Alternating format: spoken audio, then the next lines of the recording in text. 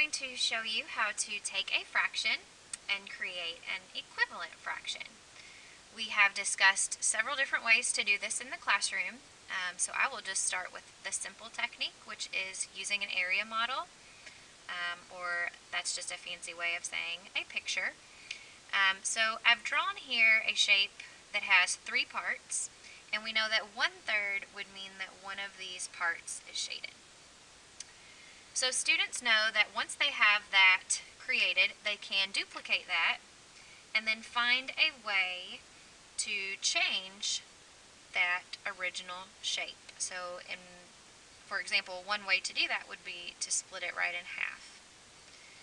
Now we want to make sure that we're still shading the same area or the same value, but we realize now that instead of just 3 parts, we actually have 6 parts.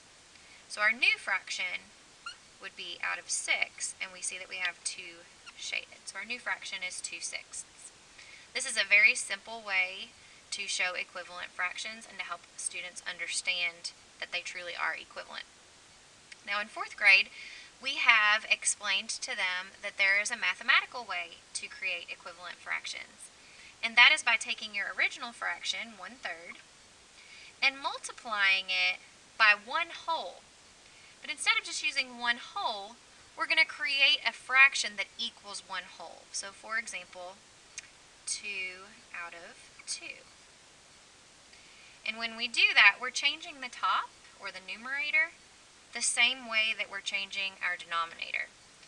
So really, it's just multiplying by 1, which means we're still going to have this original value, but by using 2 out of 2, that's duplicating what we're originally starting with to give us a new fraction. So if we do this, 1 times 2 gives us 2.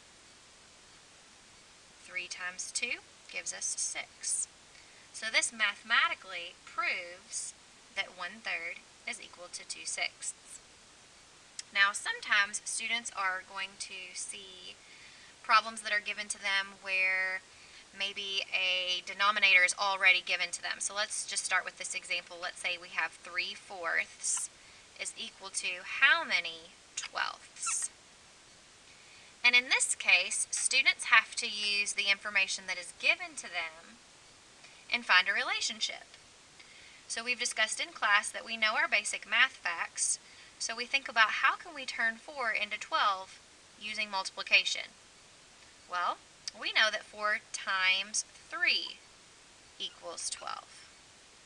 So if I've done that to my denominator, I need to do that also to my numerator in order to keep it equivalent. So then my numerator would then be 3 times 3, which is 9.